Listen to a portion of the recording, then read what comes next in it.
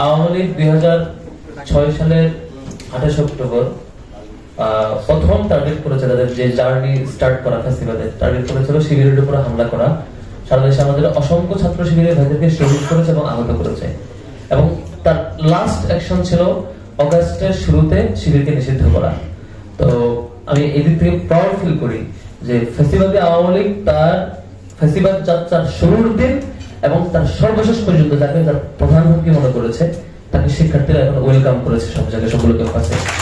এবং আমার কাছে মনে হয় এর মধ্যে দিয়ে আওয়ামী লীগের যে সিরিয়াস বাসনা, প্রত্যাশা, যে আশা ছিল সেটার কবর রচিত হয়েছে প্রত্যেকটা ক্যাম্পাসে। আওয়ামী লীগ যেভাবে চেয়েছে, যাকে শত্রু মনে করেছে, আওয়ামী লীগ যাকে হুমকি মনে করেছে, সেই একদম প্রথম দিন থেকে 28 অক্টোবর 2006 থেকে এবং জুলাই আগস্টের নিষিদ্ধ যে প্রজ্ঞাপন, আর সেই ছাত্র সংগঠনকেই এখন আমরা সকল ট্যাবু ভেঙে, সকল মিথ্যা অপপ্রচার শিক্ষার্থীরা ছুড়ে ফেলে দিয়ে এখন সত্যটাই জানতে পেরেছে। সেদিক থেকে শিক্ষার্থীদের প্রতি আমরা কৃতজ্ঞ। আপনারা জানেন আজকে ডাকসুর পক্ষ থেকে অনেকগুলো আয়োজন হচ্ছে। দুটো হলে ফার্স্ট এইড ক্যাম্পেইন হচ্ছে, আজকে ফার্স্ট এইড ট্রেনিং হচ্ছে দুটো হলে।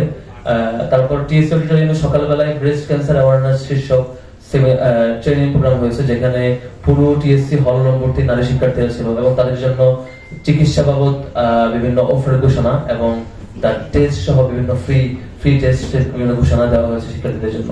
এবং নানা কাজ চলছে আমাদের জন্য দোয়া চাই।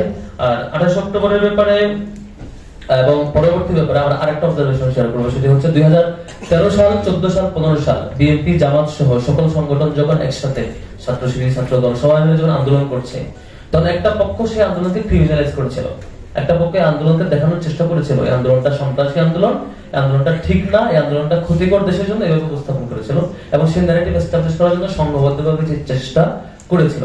পরবর্তীতে 1.5 শতাধিক আসনে আওয়ামী লীগ বিনা নির্বাচনে তাদের আসন নিশ্চিত করে যখন অবৈধভাবে ক্ষমতায় আসলো, তখনও যখন আমার বিএনপি, জামাত সহ সবাই টানা দীর্ঘদিন আন্দোলন করলো, সেই আন্দোলনকে পর্যন্ত ক্রিমিনালাইজ করে তাদের ক্ষমতা দখলকে জাস্টিফাই করেছিল।